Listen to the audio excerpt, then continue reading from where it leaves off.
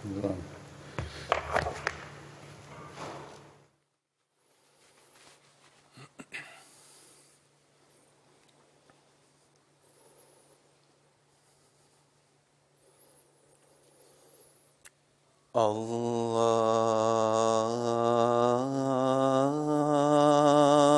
أكبر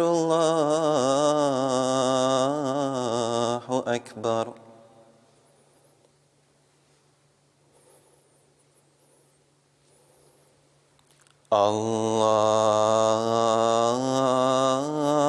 الله أكبر الله أكبر.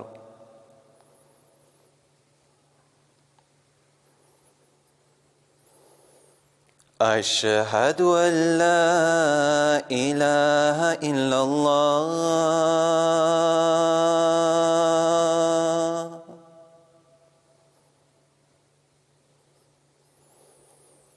أشهد أن لا إله إلا الله.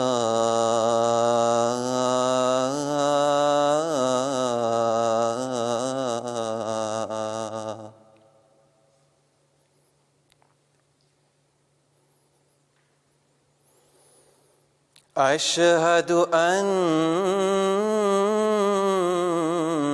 محمدًا رسول الله.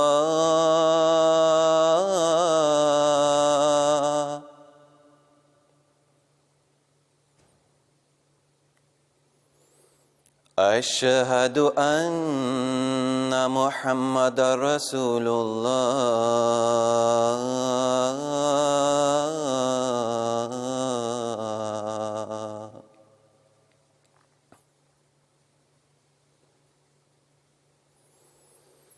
حي على الصلاة.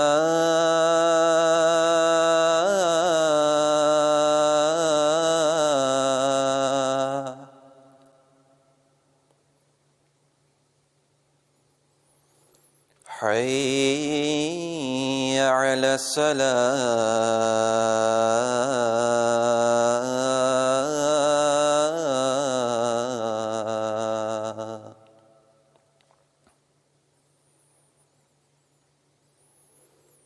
حي على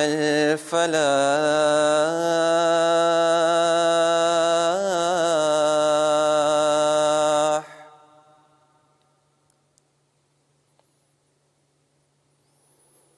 حي على الفلاح.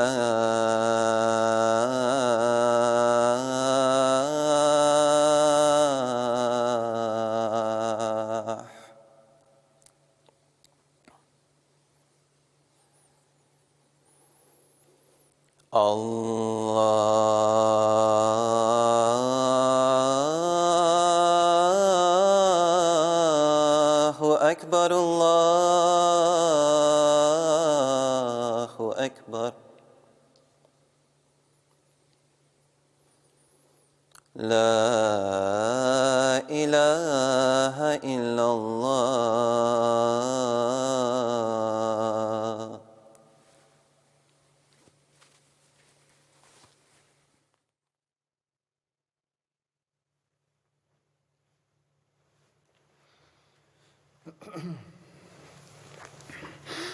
السلام علیکم ورحمۃ اللہ.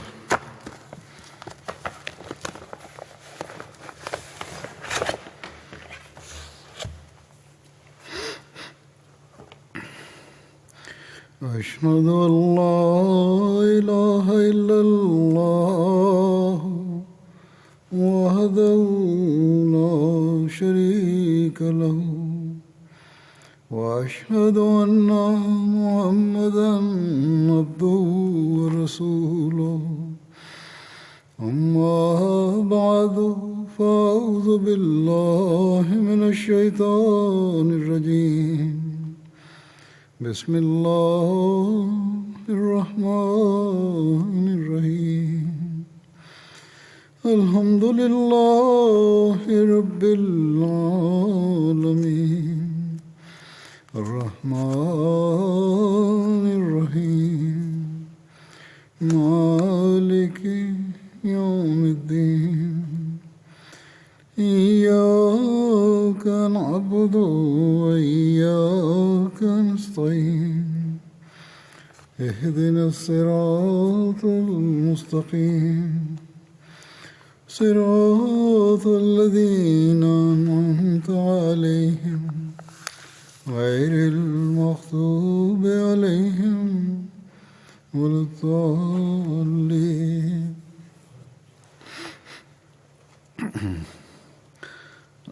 حضرت عثمان رضی اللہ عنہ کا ذکر چل رہا تھا،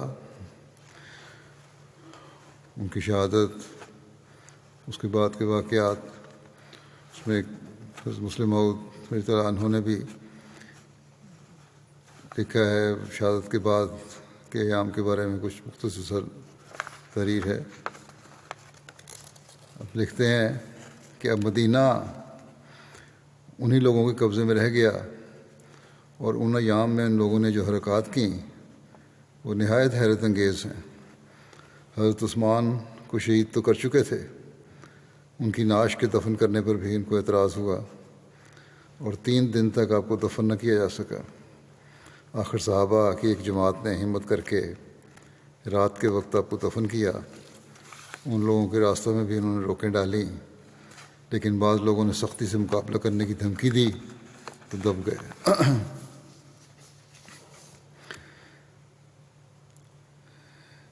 حضرت عثمان رضی اللہ عنہ کی بابت حضرت صلی اللہ علیہ وسلم نے پیشگوئیاں فرمائی تھیں. ان کو ذکر اس طرح ملتا ہے، حضرت ابو موسیٰ اشعری سے مروی ہے کہ نبی صلی اللہ علیہ وسلم ایک باغ میں داخل ہوئے اور مجھے باغ کے دروازے پر پہرا دینے کا حکم فرمایا. اتنے میں ایک شخص آیا اور اندر آنے کی اجازت مانگی. آپ صلی اللہ علیہ وسلم نے فرمایا اسے اندر آنے دو اور اسے جنت کی بشارت دو. تو کیا دیکھتا ہوں کہ وہ حضرت ابوبکر رضی اللہ عنہ ہیں. پھر ایک اور شخص آیا اور اجازت مانگی تو آپ صلی اللہ علیہ وسلم نے فرمایا اسے آنے دو اور اسے جنت کی بشارت دو. تو کیا دیکھتا ہوں کہ وہ حضرت عمر رضی اللہ عنہ ہیں. پھر ایک اور شخص آیا اور اجازت مانگی. اس پر آپ صلی اللہ علیہ وسلم تھوڑی دیر خاموش رہے اور پھر فرمایا اسے آنے دو اور اسے جنت کی بشارت دو، تاہم ایک بڑی مصیبت اسے پہنچے گی. تو کیا دیکھتا ہوں کہ وہ عثمان بن عفان رضی اللہ عنہ ہیں. حضرت انس سے روایت ہے کہ نبی کریم صلی اللہ علیہ وسلم احد پر چڑھے جبکہ آپ کے ساتھ حضرت ابوبکر، حضرت عمر اور حضرت عثمان تھے. احد پہاڑ ہلنے لگا تو آپ نے فرمایا احد ٹھہر جا.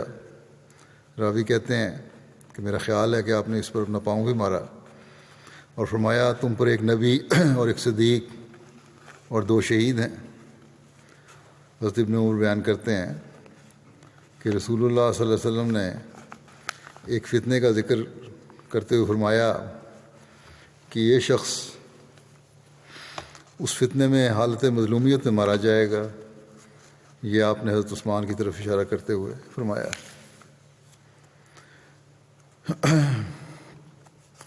حضرت عثمان کے جو آپ نے ترکہ چھوڑا تھا اس کے بارے میں جو ذکر ملتا ہے وہ یہ ہے، عبید اللہ بن عبداللہ بن عتبہ بیان کرتے ہیں کہ جس روز حضرت عثمان شہید کیے گئے اس روز آپ کے خزانچی کے پاس آپ کے 3 کروڑ 5 لاکھ درہم اور 1.5 لاکھ دینار پڑے تھے، وہ سب لوٹ لیے گئے.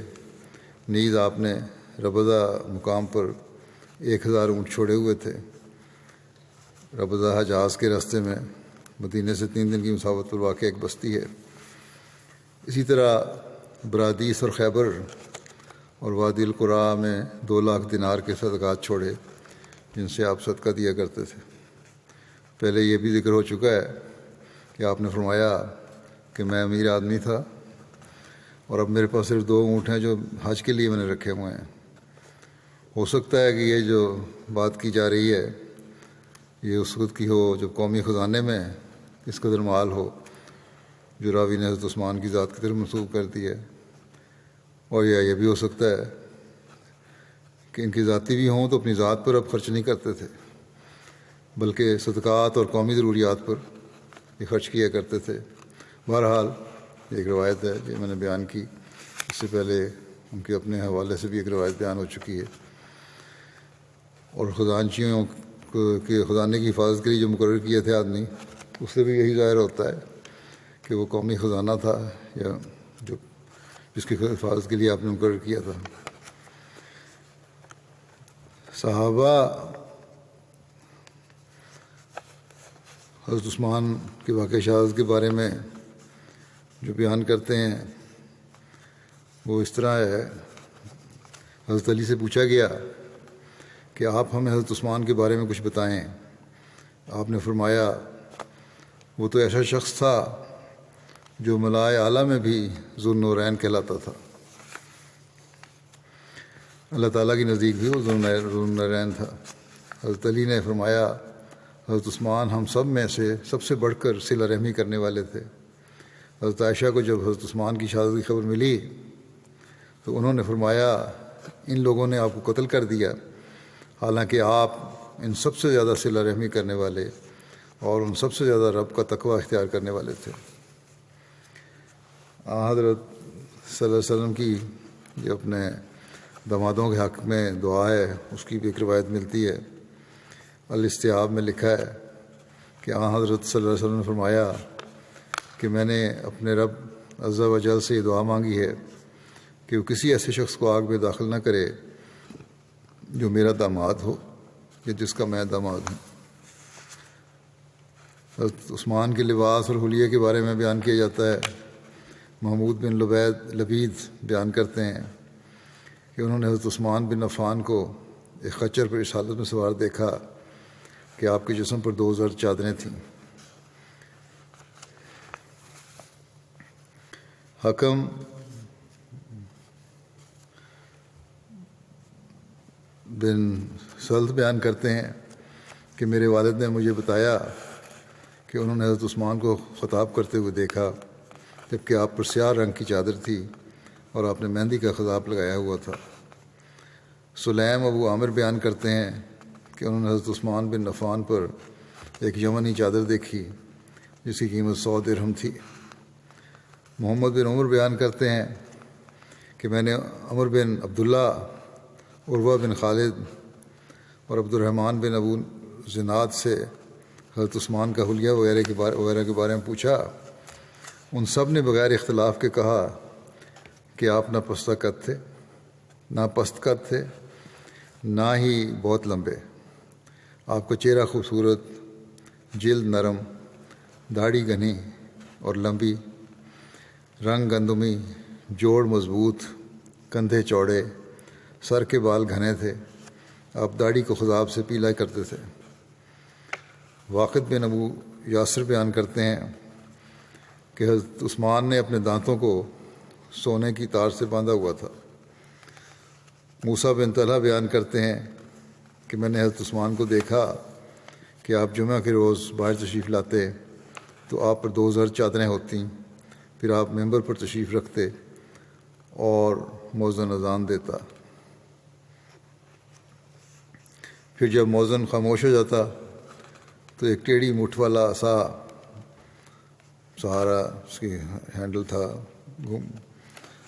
عصا کا سہارا لے کر کھڑے ہوتے اور عصا ہاتھ میں لیے خطبہ دیتے، پھر آپ ممبر سے اترتے اور مؤذن اقامت کہتا۔ حسن بیان کرتے ہیں کہ میں نے حضرت عثمان کو مسجد میں اپنی چادر کا تکیہ بنا کر سوتے ہوئے دیکھا۔ موسیٰ بن طلحہ بیان کرتے ہیں کہ جمعے کے روز حضرت عثمان نے ایک عصا کا سہارا لیا ہوا تھا۔ آپ تمام لوگوں سے زیادہ خوبصورت تھے۔ آپ پر 2 زرد رنگ کے کپڑے ہوتے تھے، ایک چادر اور ایک تہبند، یہاں تک کہ آپ ممبر پر آتے اور اس پر بیٹھ جاتے۔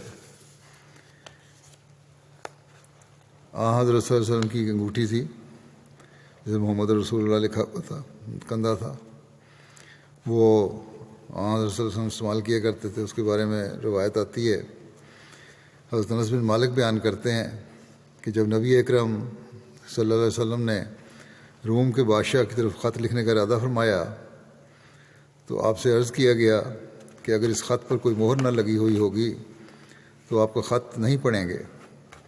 اس پر آپ نے چاندی کی ایک انگوٹھی بنوائی جس پر یہ نقش تھا، محمد رسول اللہ۔ راوی کہتے ہیں گویا میں ابھی بھی انگوٹھی کی سفیدی کو آپ کے ہاتھ میں دیکھ رہا ہوں، اتنا تازہ ہے وہ بات مجھے۔ حضرت انس بیان کرتے ہیں کہ نبی کریم صلی اللہ علیہ وسلم کی انگوٹھی آپ کے ہاتھ میں رہی، آپ کے بعد حضرت ابوبکر کے ہاتھ میں رہی، حضرت ابوبکر کے بعد حضرت عمر کے ہاتھ میں رہی۔ پھر جب حضرت عثمان کا دور آیا تو ایک بار عریس نامی کنویں پر بیٹھے تھے آپ۔ راوی کہتے ہیں کہ آپ نے وہ انگوٹھی نکالی اور اس سے کھیلنے لگے، وہ گر گئی، یعنی انگلی میں پھیرنے لگے ہوں گے۔ تو راوی کہتے ہیں کہ ہم نے حضرت عثمان کے ہمراہ 3 روز تک اسے تلاش کیا اور کنویں کا سارا پانی بھی باہر نکالا، لیکن وہ انگوٹھی نہ مل سکی۔ اس انگوٹھی کے گم ہونے کے بعد حضرت عثمان نے اسے ڈھونڈ کر لانے والے کے لیے مال کثیر دینے کا اعلان کیا، اور اس انگوٹھی کے گم ہونے کا آپ کو بہت زیادہ غم ہوا۔ جب آپ اس انگوٹھی کے ملنے سے اس کی تلاش سے مایوس ہو گئے تو آپ نے ویسی ہی چاندی کی ایک اور انگوٹھی بنانے کا حکم دیا۔ چنانچہ بالکل ویسی ہی ایک انگوٹھی تیار کی گئی جس کا نقش بھی محمد رسول اللہ تھا۔ وہ انگوٹھی آپ نے اپنے وفات تک پہنے رکھی۔ آپ کی شہادت کے وقت وہ انگوٹھی کسی نامعلوم شخص نے لے لی۔ عشرہ مبشرہ میں بھی آپ شامل تھے۔ حضرت عبد الرحمن بن اخنس سے مروی ہے کہ وہ مسجد میں تھے کہ ایک شخص نے حضرت علی کا بے ادبی سے ذکر کیا۔ اس پر حضرت سعید بن زید کھڑے ہو گئے اور کہا، میں رسول اللہ صلی اللہ علیہ وسلم کے متعلق گواہی دیتا ہوں کہ یقیناً میں نے آپ کو یہ فرماتے ہوئے سنا کہ 10 آدمی جنت میں جائیں گے۔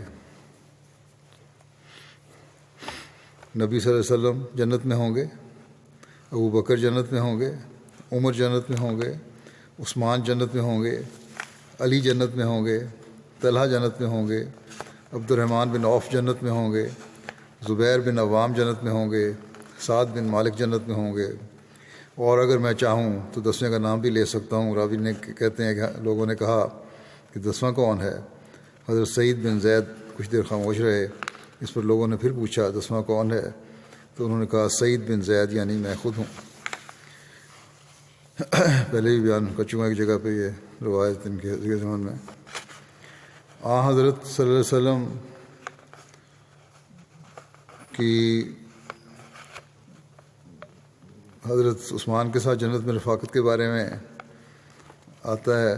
حضرت طلحہ بن عبید اللہ سے مروی ہے کہ نبی صلی اللہ علیہ وسلم نے فرمایا، ہر نبی کا ایک رفیق ہوتا ہے اور میرا رفیق یعنی جنت میں میرا ساتھی رفیق عثمان ہوگا۔ حضرت جابر بن بیان کرتے ہیں کہ ایک دفعہ ہم رسول کریم صلی اللہ علیہ وسلم کے ہمراہ ایک گھر میں مہاجرین کے ایک گروہ کے ساتھ تھے، جن میں ابوبکر، عمر، عثمان، علی، طلحہ، زبیر، عبد الرحمن بن عوف اور سعد بن ابی وقاص تھے۔ تو رسول اللہ صلی اللہ علیہ وسلم نے فرمایا، ہر شخص اپنے ہم کفر کے ہمراہ کھڑا ہو جائے۔ پھر رسول اللہ صلی اللہ علیہ وسلم حضرت عثمان کے ساتھ کھڑے ہو گئے اور ان سے معانقہ کیا اور فرمایا، انت ولی فی الدنیا و ولی فی الآخرہ، کہ تم دنیا میں بھی میرے دوست ہو اور آخرت میں بھی۔ حضرت عثمان کے آزاد کردہ غلام ابو سہلہ بیان کرتے ہیں کہ یوم الدار کو، یعنی جس دن حضرت عثمان کو باغیوں نے آپ کے گھر میں محصور کر کے شہید کر دیا تھا، اس دن کہتے ہیں کہ میں نے حضرت عثمان سے عرض کیا، اے امیر المومنین، ان مفسدین سے لڑیں۔ حضرت عبداللہ نے بھی آپ سے عرض کیا کہ اے امیر المومنین، ان مفسدین سے لڑیں۔ حضرت عثمان نے فرمایا، اللہ کی قسم میں لڑائی نہیں کروں گا، رسول اللہ صلی اللہ علیہ وسلم نے مجھ سے ایک بات کا وعدہ کیا تھا، بس میں چاہتا ہوں کہ وہ پورا ہو۔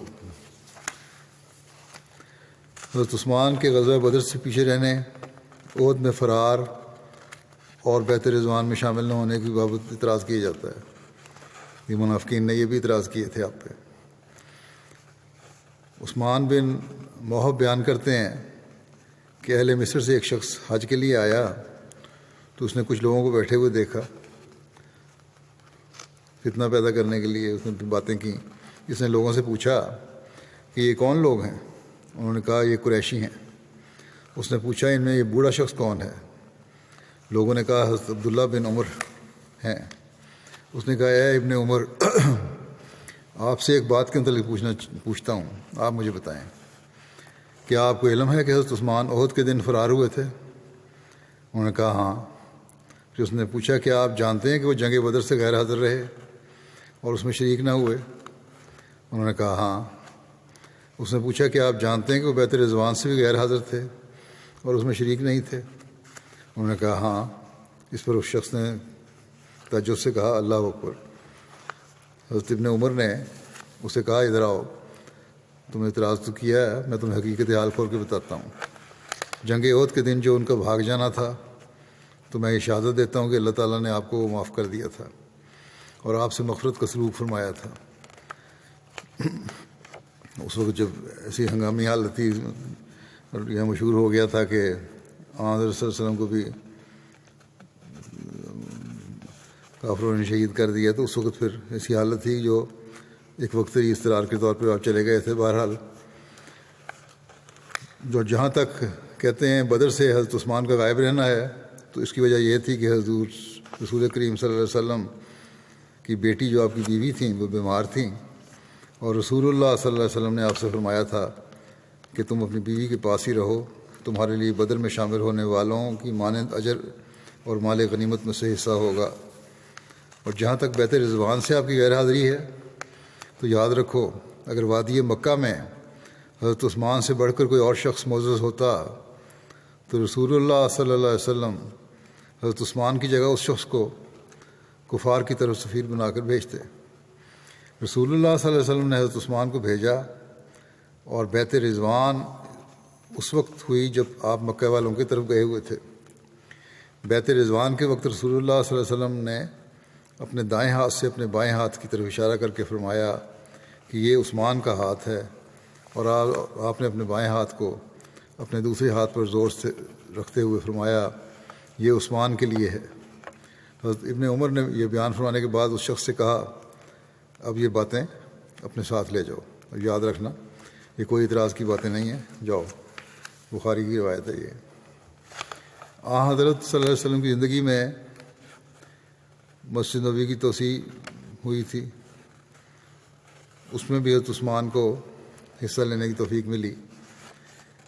ابو ملی اپنے والد سے روایت کرتے ہیں کہ نبی کریم صلی اللہ علیہ وسلم نے مسجد مدینہ کی توسیع کے لیے زمین کے ایک ٹکڑے کے مالک کو جو ایک انصاری تھا فرمایا تمہارے لیے اس خطے کے بدلے جنت میں گھر ہوگا، مگر اس نے دینے سے انکار کر دیا۔ اس پر حضرت عثمان آئے اور اس شخص سے کہا کہ تمہارے لیے اس خطے کے بدلے میں 10,000 درہم دیتا ہوں، اس ٹکڑا زمین کے بدلے۔ آپ نے اس سے وہ قطعہ خرید لیا۔ پھر حضرت عثمان نبی کریم صلی اللہ علیہ وسلم کے پاس آئے اور عرض کی یا رسول اللہ، آپ مجھ سے زمین کا یہ ٹکڑا خریدیں جو میں نے انصاری سے خریدا ہے۔ اس پر آپ نے وہ زمین کا ٹکڑا حضرت عثمان سے جنت میں گھر کے بدلے خرید لیا۔ وہی بات آن صلی اللہ علیہ وسلم نے پھر حضرت عثمان کو فرمائی کہ تمہارا جنت میں گھر ہوگا۔ حضرت عثمان نے بتایا کہ میں نے 10,000 درہم کے بدلے میں اسے خرید لیا ہے۔ اس کے بعد نبی صلی اللہ علیہ وسلم نے ایک اینٹ رکھی، پھر آپ صلی اللہ علیہ وسلم نے حضرت ابوبکر کو بلایا تو انہوں نے بھی ایک اینٹ رکھی، پھر حضرت عمر کو بلایا انہوں نے بھی ایک اینٹ رکھی، پھر حضرت عثمان آئے اور انہوں نے بھی ایک اینٹ رکھی، پھر آپ صلی اللہ علیہ وسلم نے باقی لوگوں سے فرمایا کہ اب تم سب اینٹیں رکھو، تو ان سب نے رکھیں۔ اس طرح یہ جو ایکسٹینشن اس کی ہوئی تھی اس کی بنیاد پڑی۔ سمامہ بن حزم کشیری بیان کرتے ہیں کہ میں محاصرے کے وقت حاضر تھا جب حضرت عثمان نے جھانک کر لوگوں سے فرمایا، جب حضرت عثمان کے گھر کا محاصرہ کیا گیا تھا، حضرت عثمان نے فرمایا تمہیں اللہ اور اسلام کی قسم دے کر پوچھتا ہوں کیا تم جانتے ہو کہ جب رسول اللہ صلی اللہ علیہ وسلم مدینہ تشریف لائے تو روما نامی کنویں کے علاوہ میٹھے پانی کا کوئی انتظام نہ تھا۔ آپ نے فرمایا، آپ صلی اللہ علیہ وسلم نے فرمایا، کون ہے جو روما کنویں کو خریدے گا تاکہ وہ اس میں اپنا ڈول مسلمانوں کے ڈول کے ساتھ ڈالے، یعنی یہ خود بھی پیے اور مسلمان بھی اس سے پئیں، اور جنت میں اس کے لیے اس سے بہتر بدلہ ہوگا۔ اس پر میں نے وہ کنواں، حضرت عثمان نے کہا کہ میں نے وہ کنواں اپنی ذاتی مال سے خریدا اور اس میں اپنا ڈول مسلمانوں کے ڈولوں کے ساتھ ڈالا، اور آج تم مجھے اس سے پانی پینے سے روکتے ہو اور چاہتے ہو کہ میں سمندر کا پانی پینے پر مجبور ہو جاؤں۔ اس پر لوگوں نے کہا، اللہ کی قسم، آپ نے درست فرمایا ہے۔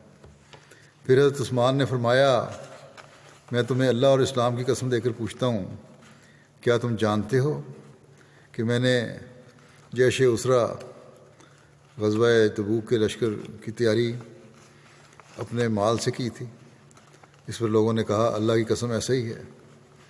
پھر آپ نے فرمایا، میں تمہیں اللہ اور اسلام کی قسم دے کر پوچھتا ہوں، کیا تم جانتے ہو کہ یہ مسجد نبوی جب نمازیوں کے لیے تنگ ہو گئی تو رسول اللہ صلی اللہ علیہ وسلم نے فرمایا، جو شخص فلاں خاندان سے زمین کا یہ ٹکڑا خرید کر مسجد شامل کر دے گا تو اس کے لیے جنت میں اس سے بہتر ہوگا۔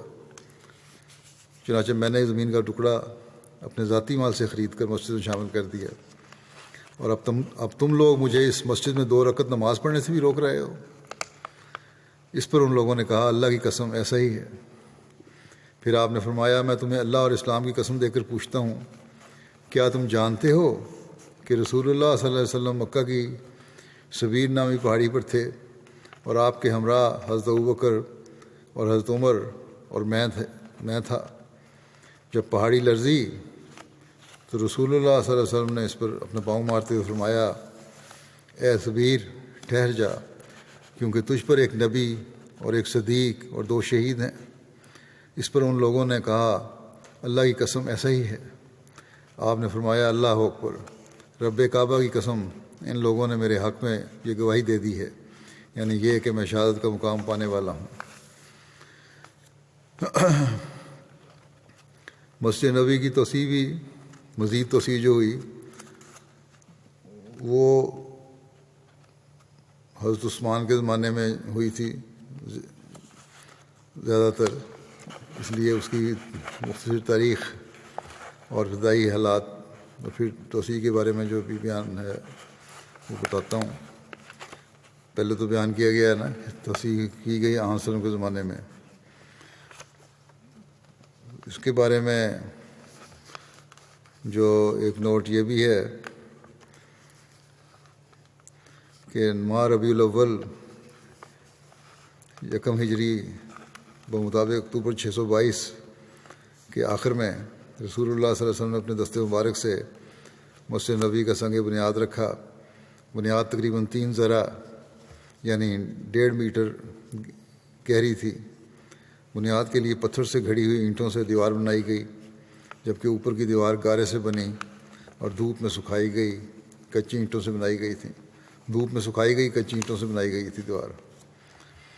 مسجد کی دیواریں، اس کی مسجد کی تعمیر کی جو تاریخ ہے وہ ہے، اور ساتھ ساتھ اس میں توسیع کا بھی ذکر آ جائے گا۔ مسجد کی دیواریں تقریباً 1.25 میٹر چوڑی رکھی گئی تھیں، تقریباً 2-2.5 فٹ، جن کی اونچائی تقریباً 7 ذرا یعنی تقریباً 3.5 میٹر تھی۔ مسجد نبوی کی تکمیل ماہ شوال 1 ہجری اپریل 623 عیسوی میں ہوئی۔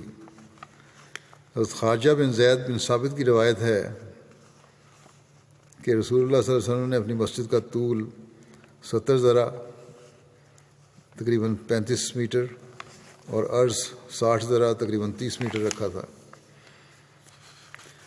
رسول کریم صلی اللہ علیہ وسلم کے دور میں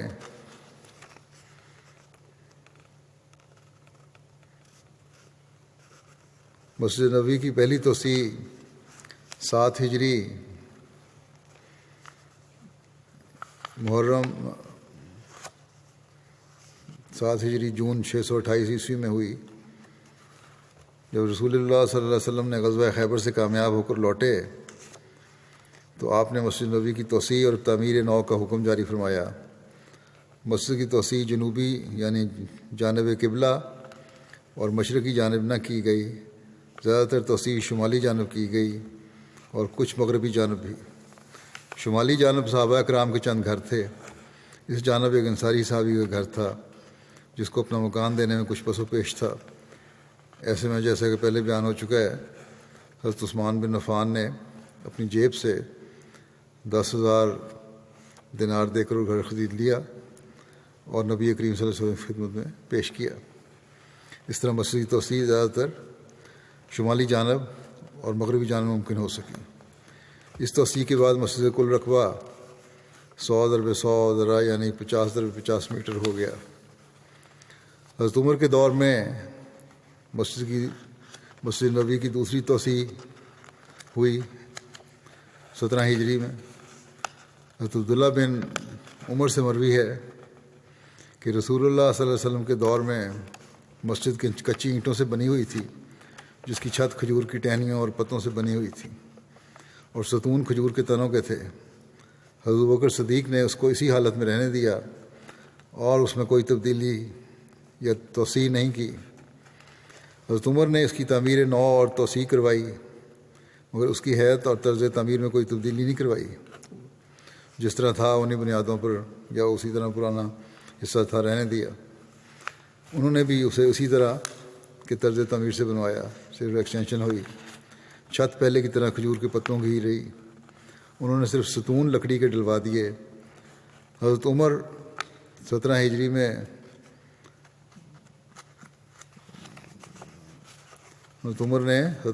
مسجد کی تعمیر کو اپنی زیر نگرانی مکمل کروایا۔ اس توسیع کے بعد مسجد کا رقبہ تقریباً 50x50 میٹر ہو گیا۔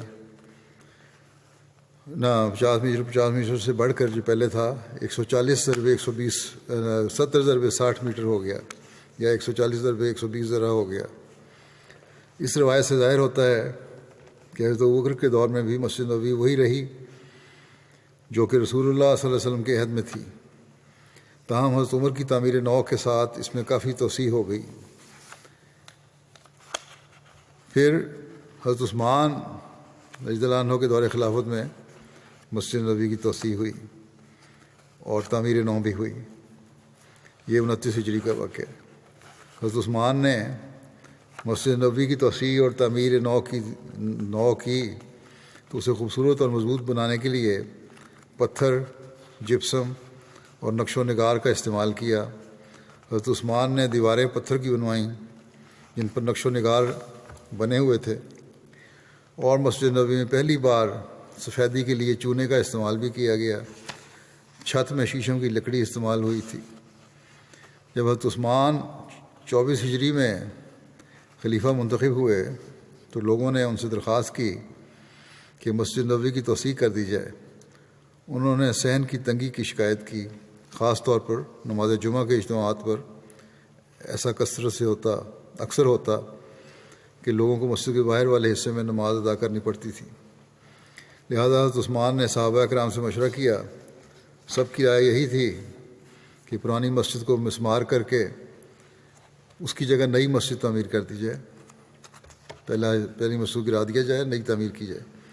ایک دن حضرت عثمان نے نماز ظہر کے بعد ممبر پر خطبہ دیا اور فرمایا، تمام تعریفیں اللہ کے لیے ہیں، میں مسجد کو مسمار کر کے اس کی جگہ نئی مسجد بنانا چاہتا ہوں، اور میں شہادت دیتا ہوں کہ میں نے رسول اللہ صلی اللہ علیہ وسلم کی زبان مبارک سے سنا ہے کہ جو بھی مسجد بناتا ہے اللہ تعالیٰ اس کو جنت میں ایک گھر عطا کر دیتا ہے۔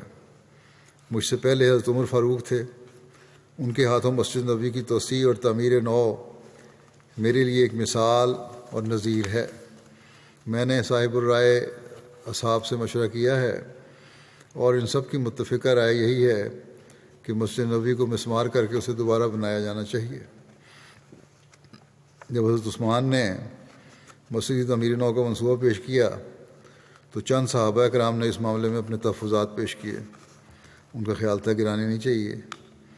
ان میں وہ صحابہ کرام شامل تھے جو بالکل مسجد نبوی کے قریب مقیم تھے اور جن کے مکانات اس منصوبے سے متاثر ہوتے نظر آ رہے تھے۔ عوام کی اکثریت نے تو اس منصوبے کی حمایت کی، مگر چند صحابہ اکرام نے اعتراض کیا۔ حضرت افلہ بن حمید نے بیان کیا کہ جب حضرت عثمان نے چاہا کہ ممبر پر تشریف لا کر لوگوں کی رائے معلوم کریں تو مروان بن حکم نے کہا بلا شبہ یہ ایک نیک کام ہے، لہذا کیا ضرورت ہے کہ آپ لوگوں کی رائے معلوم کریں۔ اس پر حضرت عثمان نے ان کی سرزنش کی اور سرزنش کرتے ہوئے فرمایا تیرا بھلا ہو، میں کسی معاملے میں لوگوں پر جبر و اکراہ کا قائل نہیں ہوں، مجھے ان سے ضرور مشورہ کرنا ہے۔ آپ نے فرمایا میں اپنی رائے کو لوگوں پر مسلط کرنا نہیں چاہتا، میں تو جو کام بھی کروں گا ان کی مرضی سے کروں گا۔ پھر جب آپ نے اپنے منصوبے کے متعلق اہل الرائے اصحاب کو اعتماد میں لے لیا تو مسجد نبوی کی شمالی جانب واقع گھروں کو خرید کر ان کی زمین حاصل کی، اگرچہ آپ نے معاوضہ کے طور پر ان اصحاب کو کافی رقوم پیش کی تھیں، مگر پھر بھی چند اصحاب اپنے مکانات دینے کے حق میں نہ تھے، اور تقریباً 4 سال گزر گئے مگر کوئی خاطر خواہ کامیابی نہ ہو سکی۔ حضرت عبید اللہ خلانی سے مروی ہے کہ جب لوگ اپنے مکانات دینے کے لیے پس و پیش کر رہے تھے اور دلائل طوالت پکڑتے جا رہے تھے تو میں نے حضرت عثمان کو کہتے ہوئے سنا تم لوگ بہت باتیں بنا چکے، میں نے رسول اللہ صلی اللہ علیہ وسلم کو ارشاد فرماتے ہوئے سنا تھا کہ جو کوئی اللہ تعالیٰ کی رضا جوئی کے لیے مسجد کی تعمیر کرے گا اللہ تعالیٰ اجر میں اس کے لیے ایسا ہی محل جنت میں تعمیر کروائے گا۔ اسی طرح حضرت محمود بن لبید سے روایت ہے کہ جب حضرت عثمان نے مسجد نبوی کی تعمیر نو کا ارادہ کیا تو لوگوں کو ان کا منصوبہ پسند نہ آیا۔ ان کا اصرار تھا کہ مسجد نبوی کو اسی حالت میں رہنے دیا جائے جیسا کہ رسول اللہ صلی اللہ علیہ وسلم کے عہد میں تھی۔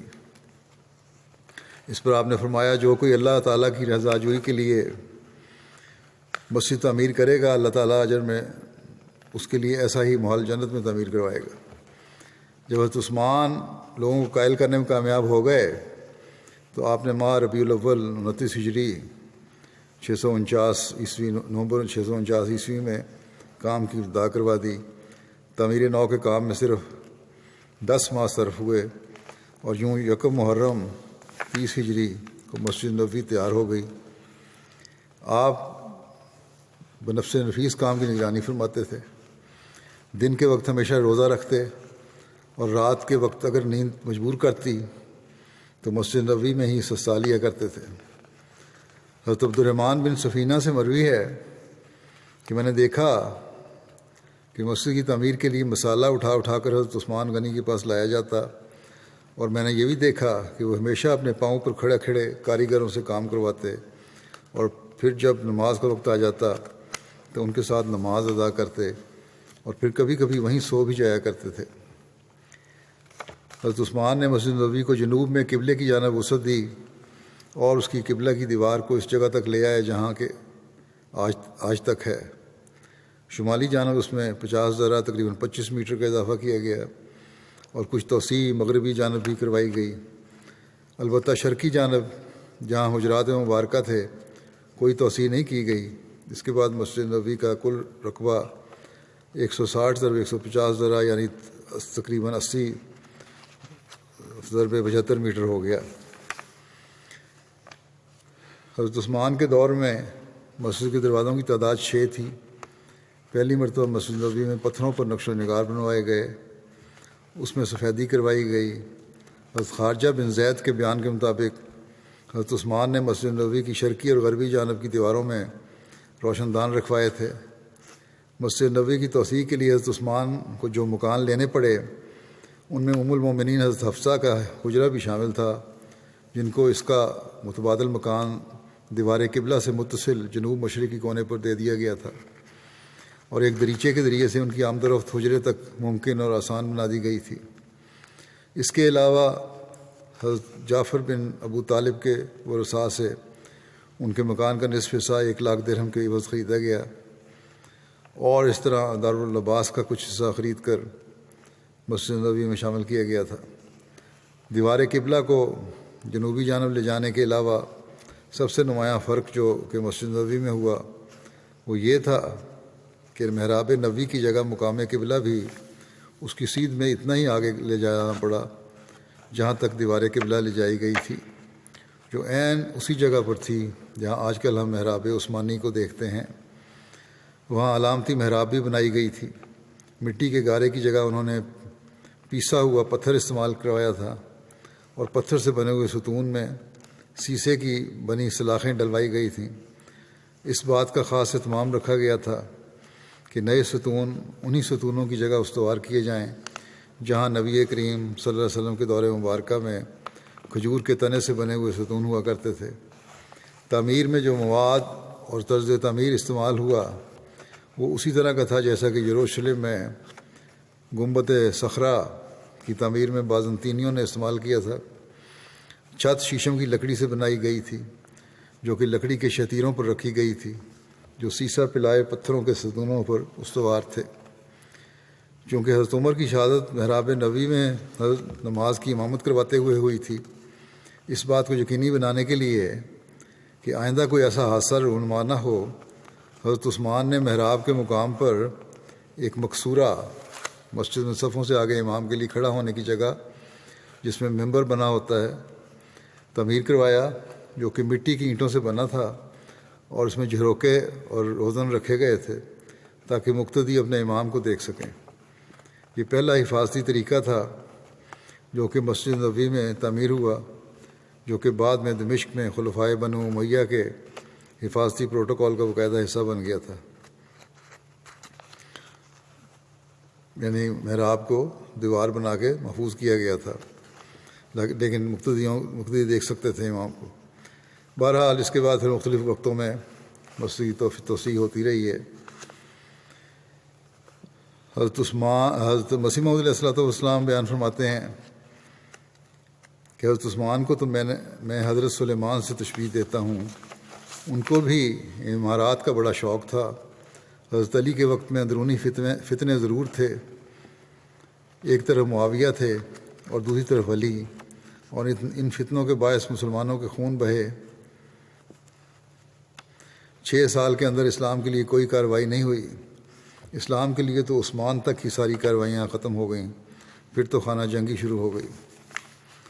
حضرت مسیح علیہ السلام فرماتے ہیں کہ یہ ضروری نہیں ہے کہ مسجد مرصع اور پکی عمارت کی ہو، بلکہ صرف زمین روک لینی چاہیے اور وہاں مسجد کی حد بندی کر دینی چاہیے، اور بانس وغیرہ کوئی چھپر وغیرہ ڈال دو تاکہ بارش وغیرہ سے آرام ہو۔ خدا تعالیٰ تکلفات کو پسند نہیں کرتا۔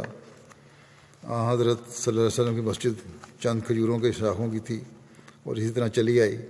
پھر حضرت عثمان نے اس لیے کہ ان کو عمارت کا شوق تھا اپنے زمانے میں اسے پختہ بنوایا تھا۔ مجھے خیال آیا کرتا ہے کہ حضرت سلیمان اور عثمان کا قافیہ خوب ملتا ہے، شاید اسی مناسبت سے ان کو ان باتوں کا شوق تھا۔ مسجد الحرام کی توسیع 26 ہجری میں ہوئی۔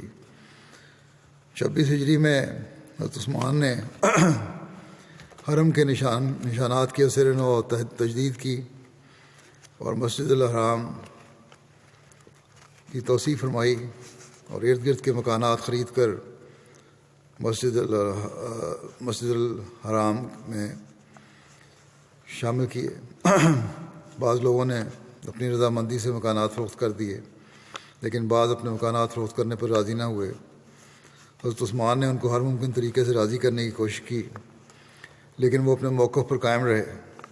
آخر حضرت عثمان کے حکم سے وہ تمام مکانات گرا دیے گئے اور ان کی قیمت آپ نے بیت المال میں جمع کرا دی۔ اس پر ان لوگوں نے حضرت عثمان کے خلاف شور مچایا تو آپ نے انہیں گرفتار کر کے جیل بھیجنے کا حکم دیا۔ پھر ان سے مخاطب ہو کر آپ نے فرمایا، کیا تم جانتے ہو کس بات کی وجہ سے تم میرے خلاف یہ جرأت ہوئی ہے؟ اس جرأت کا سبب صرف میرا حلم ہے۔ حضرت عمر نے بھی تمہارے ساتھ ایسا ہی معاملہ کیا تھا، مگر ان کے خلاف تو تم لوگوں نے کوئی ہنگامہ نہ کیا تھا۔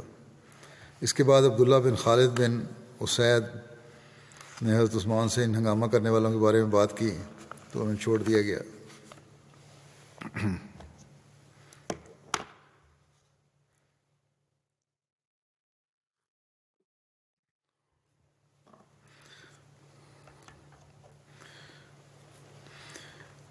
بحری بیڑا جو تھا پہلا اسلامی بحری بیڑا 28 ہجری میں، یہ بھی حضرت عثمان کے زمانے کا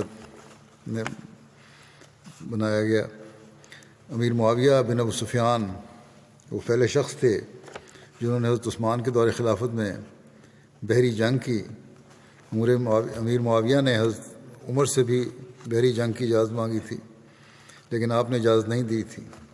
جب حضرت عثمان خلیفہ منتخب ہوئے تو امیر معاویہ نے آپ سے بھی بار بار تذکرہ کیا اور اجازت مانگی۔ آخر حضرت عثمان نے اجازت دے دی اور فرمایا کہ تم خود لوگوں کا انتخاب نہ کرو اور نہ ہی ان کے درمیان قرعہ اندازی کرو، بلکہ انہیں اختیار دو، پھر جو اپنی خوشی سے اس جنگ میں شامل ہونا چاہے اسے ساتھ لے جاؤ اور اس کی مدد کرو۔ چنانچہ امیر معاویہ نے ایسا ہی کیا۔ انہوں نے عبداللہ بن قیس جاسی کو امیر البحر مقرر کیا، جس نے سمندر میں موسم گرما اور موسم سرما میں 50 جنگیں کیں، اور ان سب جنگوں میں مسلمانوں کا نہ تو کوئی سپاہی ڈوبا اور نہ ہی کسی قسم کا کوئی نقصان ہوا۔ حضرت صلی اللہ علیہ وسلم سے یہ آتا ہے روایت، اخلاق میں سب سے زیادہ مشابہت حضرت عثمان کی تھی۔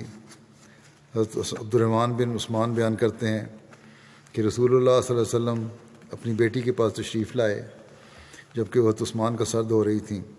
آپ نے فرمایا، اے میری بیٹی، ابو عبداللہ یعنی عثمان سے بہترین سلوک سے پیش آیا کرو، کیونکہ وہ میرے صحابہ میں سے اخلاق کے لحاظ سے سب سے زیادہ میرے مشابہ ہے۔ حضرت یحییٰ بن عبد الرحمن بن حاتب بیان کرتے ہیں کہ میں نے اپنے والد کو یہ کہتے ہوئے سنا کہ میں نے رسول اللہ صلی اللہ علیہ وسلم کے صحابہ میں سے بات کو مکمل اور خوبصورت رنگ میں بیان کرنے میں حضرت عثمان سے بہتر کسی کو نہیں دیکھا، تاہم اب زیادہ بات چیت سے گریز کرتے تھے۔ حضرت ابو ہریرہ بیان کرتے ہیں کہ میں نے حضرت رقیہ بنت رسول صلی اللہ علیہ وسلم کی خدمت میں حاضر ہوا۔ غالباً یہاں حضرت رقیہ کی جگہ حضرت ام کلثوم مراد ہو سکتی ہیں، کیونکہ روایت میں ہے کہ غزوہ بدر کے موقع پر حضرت رقیہ کی وفات ہو گئی تھی، اور حضرت ابو ہریرہ اس کے 5 سال کے بعد مسلمان ہوئے تھے اور مدینہ آئے تھے۔ تو حضرت ام کلثوم مراد ہو سکتی ہیں کیونکہ ان کی وفات 9 ہجری میں ہوئی تھی۔ بہرحال یہ روایت ہے کہ بنت رسول صلی اللہ علیہ وسلم کی خدمت میں حاضر ہوا جو حضرت عثمان کی بیوی تھیں اور ان کے ہاتھ میں کنگھی تھی۔ انہوں نے بتایا کہ ابھی ابھی رسول اللہ صلی اللہ علیہ وسلم میرے پاس سے تشریف لے گئے ہیں اور میں نے آپ کے سر میں کنگھی کی ہے۔ تو آپ نے مجھ سے پوچھا کہ تم ابو عبداللہ حضرت عثمان کو کیسا پاتی ہو؟ میں نے عرض کیا، بہت عمدہ۔ آپ نے فرمایا، پس تو بھی ان سے عزت سے پیش آیا کر، کیونکہ وہ میرے صحابہ میں سے اخلاق کے لحاظ سے مجھ سے سب سے زیادہ مشابہت رکھتے ہیں۔ یہ ذکر ابھی عثمان کا یہاں ختم کرتا ہوں۔ آج بھی میں نے کچھ جنازے پڑھانے ہیں، ان کا ذکر کرنا چاہتا ہوں۔ پہلا جنازہ ہے مبشر احمد رند صاحب ابن احمد بخش صاحب مولم وقف دید روا کا، جو 10 مارچ کو بقضاء الہی وفات پا گئے تھے۔ انا للہ و انا الیہ راجعون۔ آپ کا تعلق بستی رنداں ضلع ڈیرہ غازی خان سے تھا، پیدائشی احمدی تھے۔ 1990 میں تھلپارکر سے بطور معلم انہوں نے وقف دید خدمت کا آغاز کیا، اور پھر مختلف وقتوں میں مختلف جگہوں پر معلم اور انسپیکٹر کے طور پر کام کیا۔ جہاں بھی آپ کو بھجوایا گیا ہمیشہ لبیک کہتے رہے اور کبھی کوئی عذر پیش نہیں کیا۔ وقف کو ہمیشہ وفا کے ساتھ نبھانے کی کوشش کی۔ اپنوں اور غیروں سب نے آپ کے بارے میں لکھا ہے کہ انتہائی محنتی، دعا گو، باقاعدگی سے تہجد ادا کرنے والے، بہترین داعی اللہ، اچھے مقرر، بہت ملنسار، مہمان نواز، خوش مزاج اور عاجز انسان تھے۔ ہمیشہ نرم لہجہ رکھتے اور شیریں زبان استعمال کرتے تھے، لیکن نظام جماعت اور خلافت کے خلاف کوئی بات سنتے تو ننگی تلوار بن جاتے تھے اور اس وقت تک اس محفل سے نہ اٹھتے تھے جب تک اس شخص کی اصلاح نہ کر لیتے۔ پسماندگان میں اہلیہ کے علاوہ 2 بیٹے اور 3 بیٹیاں شامل ہیں۔ آپ کے چھوٹے بیٹے عزیزم شاذل احمد جامعہ احمدیہ ربوہ میں درجہ ثالثہ کے طالب علم ہیں۔ اللہ تعالیٰ مرحوم سے مغفرت و رحم کا سلوک فرمائے۔ اگلا جنازہ ہے ذکر منیر احمد فروخ صاحب، سابق امیر جماعت ضلع اسلام آباد کا۔ یہ طویل علالت کے بعد 9 مارچ کو ان کی وفات ہوئی کینیڈا میں 84 سال کی عمر میں۔ انا للہ و انا الیہ راجعون۔ آپ 1/9 حصے کی وصیت کے موسی تھے۔ منیر فروخ صاحب انجینئر کے دادا کا نام حضرت منشی احمد بخش صاحب تھا جو حضرت مسیح علیہ السلام کے صحابی تھے۔ انہوں نے قادیان جا کر جلسہ سالانہ 1903 میں بیعت کی سعادت پائی تھی۔ ان کے والد کا نام ڈاکٹر چودھری عبداللہ صاحب تھا جو MSc اور PhD تھے، ایگریکلچر میں کیا تھا، اور PhD کرنا اس زمانے میں بہت ذہین طلباء کا کام تھا۔ بہرحال انہوں نے PhD کی۔ آپ کچھ عرصہ امیر جماعت لائل پور کے طور پر بھی خدمت انجام دیتے رہے۔ 1944 میں خلیفہ ثانی نے جب احمدی نوجوانوں کو خاص طور پر سائنسدانوں خدمت دین کے لیے وقف کی تحریک کی تو انہوں نے بھی، ڈاکٹر صاحب نے بھی، فاروق صاحب کے والد نے وقف کر دیا اور سرکاری نوکری کو چھوڑ کر وہاں اہل و عیال قادیان منتقل ہو گئے۔ حضرت خلیفۃ المسیح ثانی کی براہ راست نگرانی میں فضل عمر ریسرچ انسٹیٹیوٹ کا قیام عمل میں آ چکا تھا۔ حضور نے ان کو ڈائریکٹر فضل عمر ریسرچ انسٹیٹیوٹ مقرر فرمایا۔ اس کے ساتھ ہی تعلیم اسلام کالج میں بطور سائنس ٹیچر کے بھی ان کی تعیناتی ہوئی۔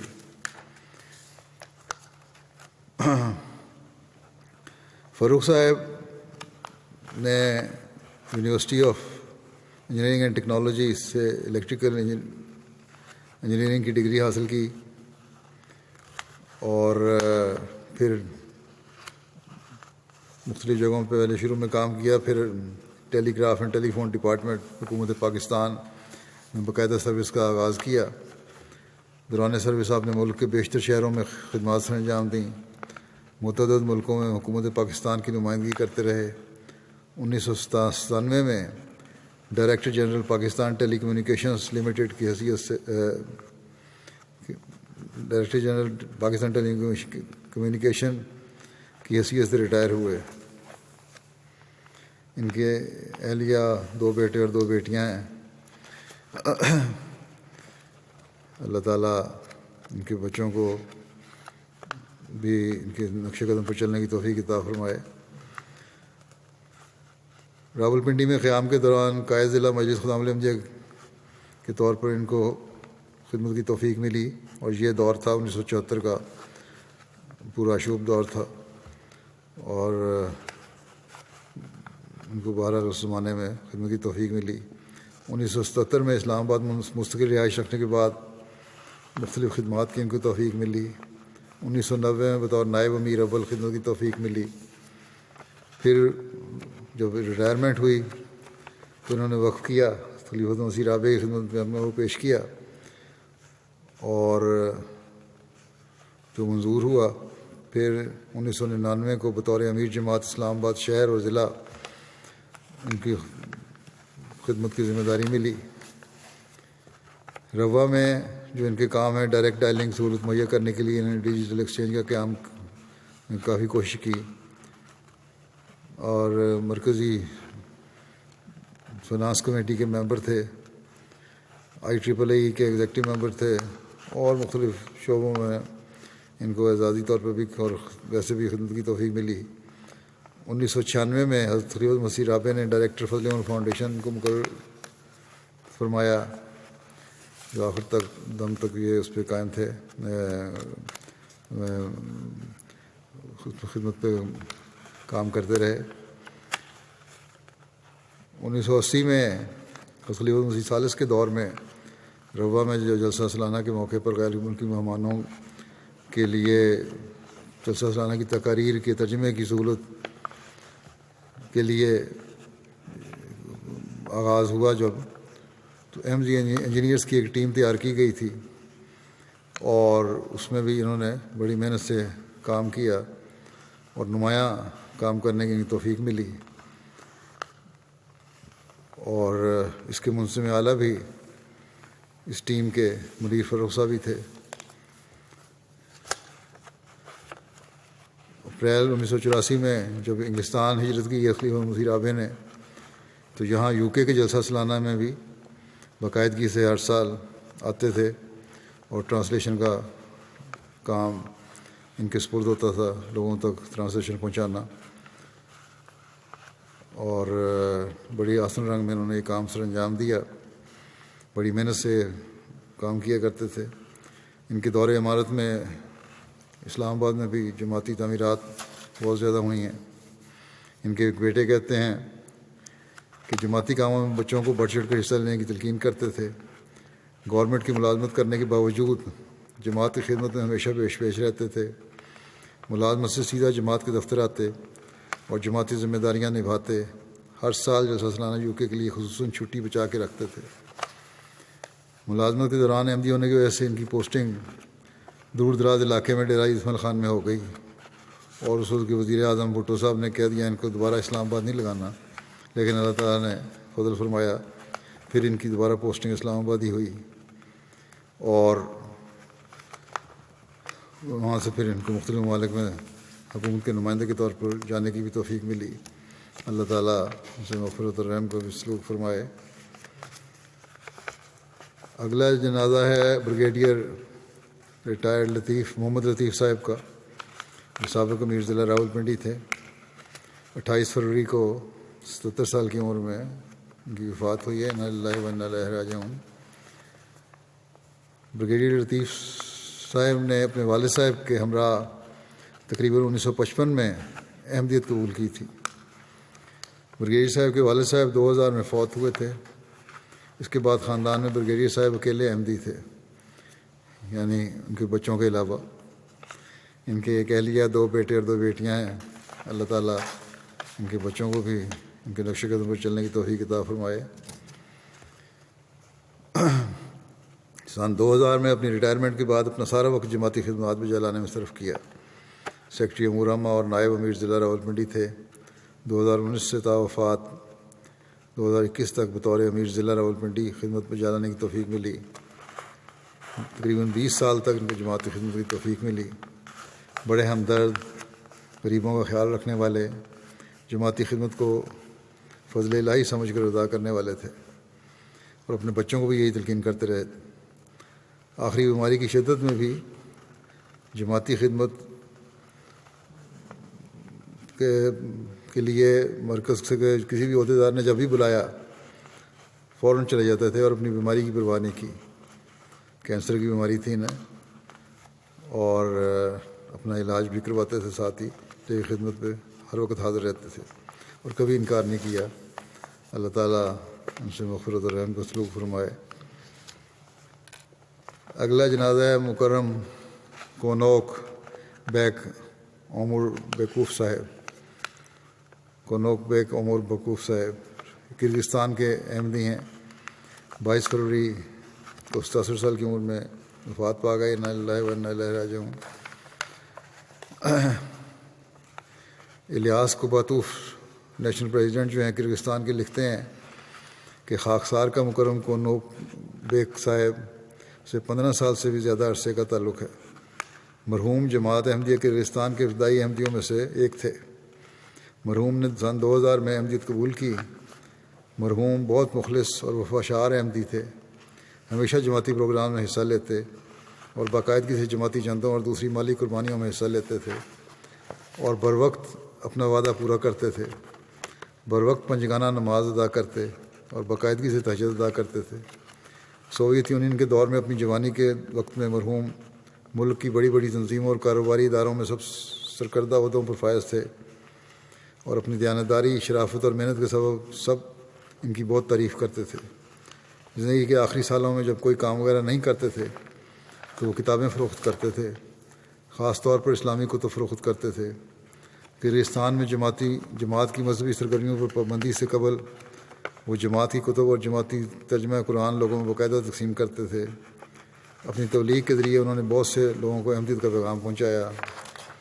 مرحوم نے اپنے پیچھے اپنی بیوی اور 7 سال کا بیٹا یادگار چھوڑے ہیں کہ یہ دوسری اہلیہ ہیں۔ پہلی اہلیہ سے ان کی طلاق ہو گئی تھی، ان کے بھی بچے ہیں، اولاد ان کی جوان ہے جو احمدی شد نہیں ہے۔ اللہ تعالیٰ انہیں بھی احمدیت قبول کرنے کی توفیق عطا فرمائے۔ اللہ تعالیٰ ان سے مغفرت اور رحم کا سلوک فرمائے۔ مبلغ صاحب لکھتے ہیں کہ رشین زبان میں قرآن کریم کا ترجمہ شائع ہوا تو بعض اغلاط کی نشاندہی کی انہوں نے، تو میں نے کہا ہے کہ صرف اس کو پورا پڑھیں قرآن کریم اور مکمل نشاندہی کریں۔ تو انہوں نے 10-15 یوم میں ہی مکمل قرآن کریم کو پڑھ کر ترجمہ پڑھا اور اغلاط کی نشاندہی کر دی۔ مولوی صاحب بھی لکھتے ہیں نماز کے لیے نہایت اہتمام سے وضو کرتے تھے اور ان کو نماز ادا کرتے ہوئے دیکھ کر رشک آتا تھا۔ مکرم ازگین بائف آرتر صاحب کہتے ہیں حقیقت تو یہ ہے کہ کونوک بیگ صاحب نے ہی مجھے احمدیت کا پیغام پہنچایا تھا۔ سوالات کرتا کہتے ہیں جب بھی میں سوالات کرتا مجھے حیرت انگیز انداز میں جواب دیتے اور آپ کے جوابات منطق اور عقل و حکمت سے پر ہوتے تھے۔ مکرم کونوک بیگ صاحب بہت اعلیٰ اخلاق کے مالک، صابر اور بردبار انسان تھے۔ آپ کے اخلاق اور ان خصوصیات کی وجہ سے ہی میں جماعت میں داخل ہوا۔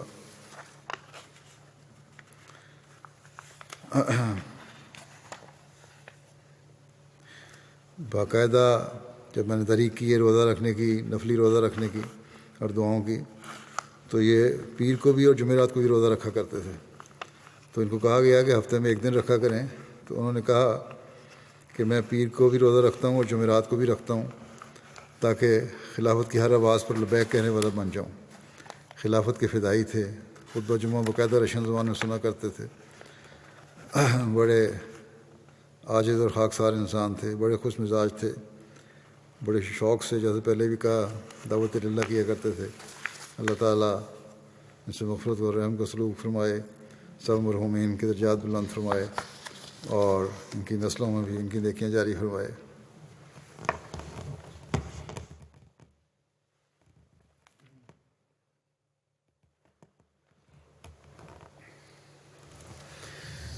الحمد لله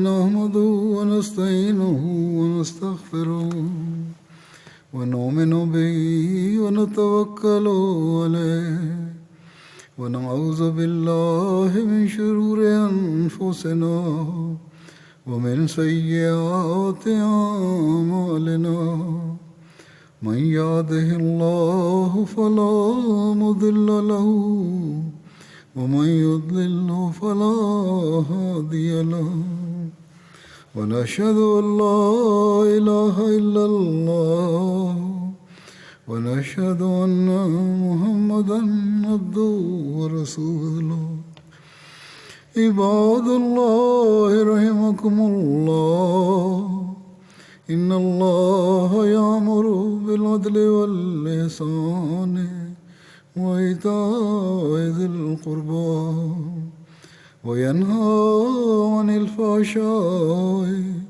والمنكر والبغي يعظكم لعلكم تذكرون اذكروا الله يذكركم وادعوه يستجب لكم ولذكر الله أكبر